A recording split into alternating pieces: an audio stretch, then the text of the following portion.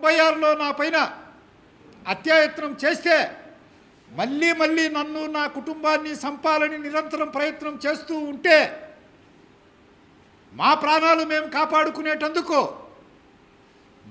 మేము కాపాడుకునేందుకు 1998లో రాయారెడ్డి హత్య జరిగింది.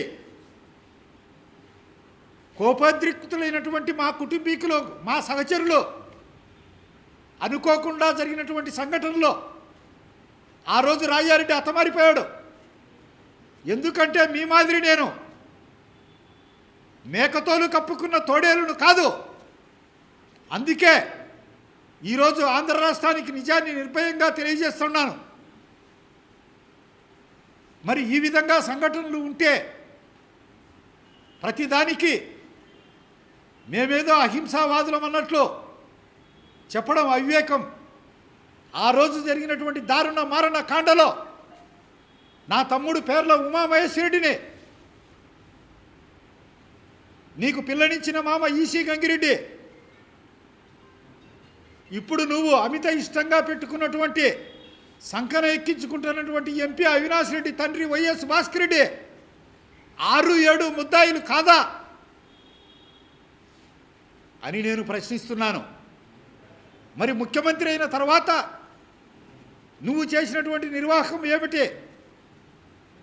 రాజశేఖర రెడ్డి సెషన్స్ కేసులో రాయారెడ్డి కేసు, ఉమామహేశ్వరరెడ్డి కేసు 2 స్పష్టమైన ఆధారాలు లేవు అని చెప్పి కేసును కొట్టివేస్తే రాజశేఖర రెడ్డి ముఖ్యమంత్రి అయిన వెంటనే వాళ్ళ తండ్రి కేసు గవర్నమెంట్ అప్పీల్ చేసుకొని నా తమ్ముని కేసును గాలికి వదిలివేయడం జరిగింది. అటువంటి పరిస్థితుల్లో నేను అప్పీల్ చేసుకున్నాను, ప్రైవేట్ అప్పీల్. 2 కేసులు హైకోర్టులో తీర్పు ఏమొచ్చాయి? నీవు ముఖ్యమంత్రిగా ఉన్నావు కాబట్టి జ్యుడిషియరీని పిడికిట్లో పెట్టుకొని రాయారెడ్డి కేసులో మాకు అమాయకులైనటువంటి చాలామందికి జీవిత ఖైదు శిక్ష విధింపజేశావు. నా తమ్ముని కేసులో ముద్దాయిలైనటువంటి ఈసీ గంగిరెడ్డిని, భాస్కర్ రెడ్డిని తప్పించేందుకు నా కేసును కొట్టివేయించావు.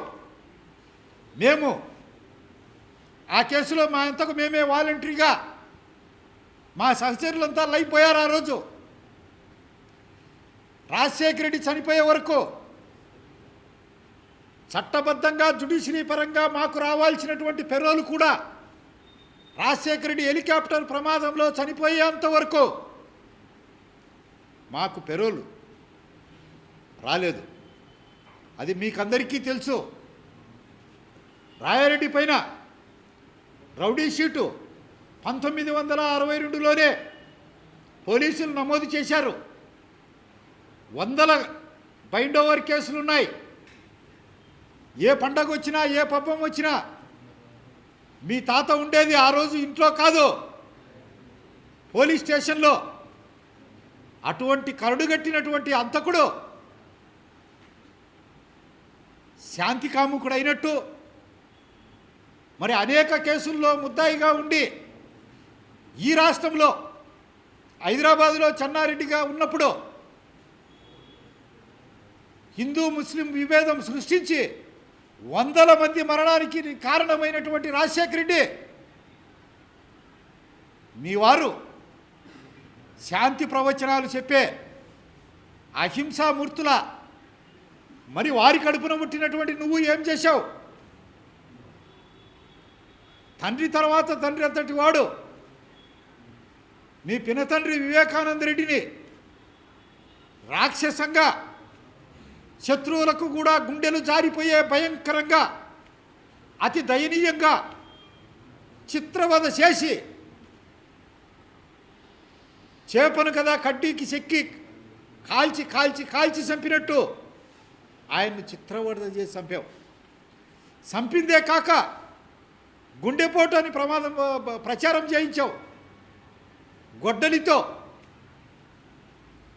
శత్రువుకు కూడా అంత బాధ కలగకూడదు. గొడ్డలితో నరికి నరికి నరికి కాళ్ళతో చేతలతో తన్ని తన్ని తన్ని హార్ట్ పేషెంట్ అనుకోకుండా, వృద్ధుడు అనుకోకుండా సమరించావు. సమరించడమే కాకుండా ఆ కేసులో ఆంధ్ర రాష్ట్రం ముఖ్యమంత్రిగా ఉన్నటువంటి చంద్రబాబు నాయుడు గారు,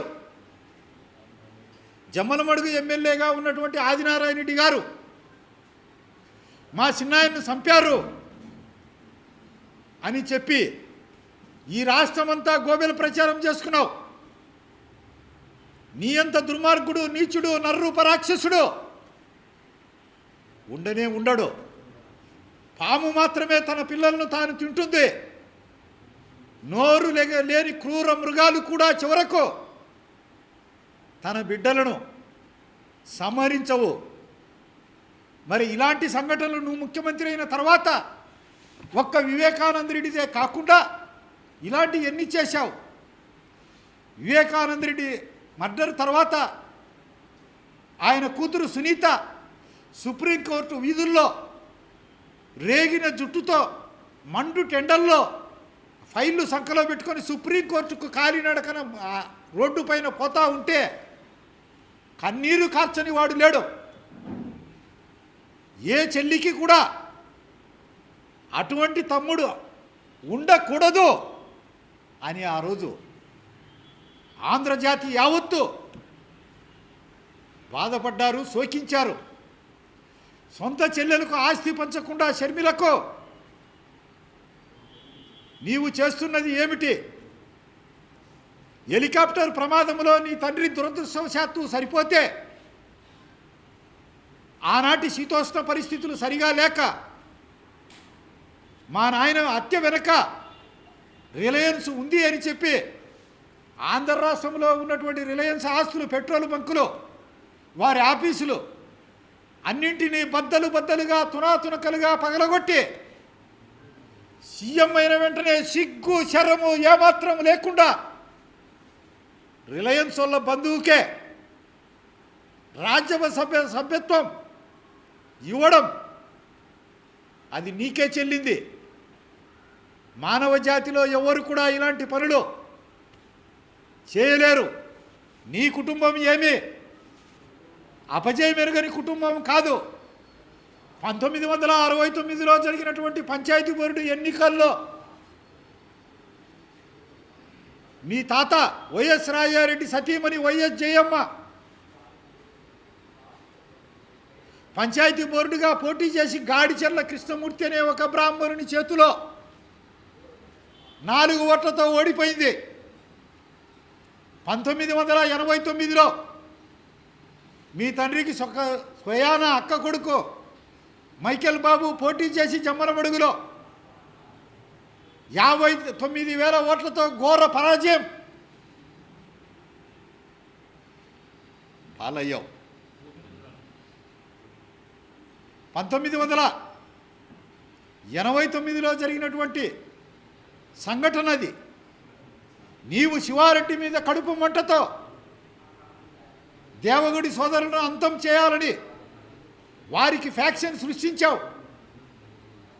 ఏదో అదృష్టవశాత్తు వాళ్ళు ఆ పోరాటంలో బయటపడారు కాబట్టి సరిపోయింది. 1996లో ఎన్నికల్లో అక్రమాలు చేసుకొని గెలిచావు. 8,850 ఓట్లు పులివెందుల్లో లింగాల మండలంలో రిగ్గింగ్ చేశావు. కౌంటింగ్ నెంబర్ 5లో ఉండి నేను అన్నింటిపైన అర్జీలు పెట్టాను. కర్ణపాపపల్లి అనే గ్రామంలో ఓటర్ల జాబితాలో 700 ఓట్లుంటే 701 ఓటు ఓట్లుగా జాబితాలో నుంచి లేని కంటే కూడా ఎక్కువ ఆ రోజు పోలింగ్ చేశావు. ప్రిసైడింగ్ ఆఫీసర్ సంతకాలు లేవు. అవి తీసి వేస్తే ఓడిపోతావు. ఇది కాకుండా ఆ రోజు జరిగినటువంటి ఎన్నికలో మరొక వ్యక్తి ఉన్నాడు, ఆదినారాయణ రెడ్డి. నీకు డబ్బు లేకపోతే చేతులు ఎత్తేస్తే ఆనాటి ప్రఖ్యాతిగాంచినటువంటి వకీళ్ళు పి ఓమిరెడ్డి, కృష్ణమూర్తి సారు వీళ్ళంతా ఇప్పుడు డబ్బు ఖర్చు పెట్టకపోతే కాదంటే నా దగ్గర ₹1 కూడా లేదు అని చేతులు ఎత్తినటువంటి క్లిష్ట పరిస్థితుల్లో ఆదినారాయణ రెడ్డి గారు అప్పు సప్పు తెచ్చి 26 లక్షలు ఖర్చు పెట్టి నీ కాడ 4,000 5,000 ఓట్లు జమ్మలమడుగులో మెజారిటీ వస్తే ఆ ఓట్లతో నీ తండ్రి గట్టెక్కాడు. 96 ఎన్నికల్లో ఏమి జరిగింది అందరికీ తెలుసు. మీదేదో రాజకుటుంబం అయినట్టు, హరిశ్చంద్రుని వంశమైనట్టు, ఈ దేశ స్వాతంత్రం కోసం సర్వస్వం ధారపోసినటువంటి స్వాతంత్ర సంగ్రామ సమర యోధుల కుటుంబం అయినట్లు ఈరోజు చెప్తా ఉండవు. ఎందుకు ఇంత బలంగా చెప్తా ఉండానంటే 1995 తర్వాత జరిగినటువంటి దారుణ మారణ ఖండాలు, రిగ్గింగులు, గృహ దహనాలు, చీనీ చెట్లు కొట్టివేత, ఇవన్నీ కూడా ఈనాటి యువతరానికి తెలియవు. ఈనాటి యువతరానికి నేను ఇచ్చే సందేశం ఏమంటే, ఓ నవ యువకులారా, మీరంతా సత్యం గ్రహించండి. జగన్ అనే వ్యక్తి ఒక కరుడుగట్టిన భయంకరమైనటువంటి నేరస్తుడు. వాళ్ళ కుటుంబం యావత్తు మానవ జాతి క్షమించనని నేరాలు ఘోరాలు చేసినటువంటి కుటుంబము. వారి సంపాదనంతా అక్రమము, మోసము. వారు రాజకీయంగా పైకి రావడం అంతా రక్తంతో కూడిందే. మీరు గ్రహించండి, నేను మంచోన్ని.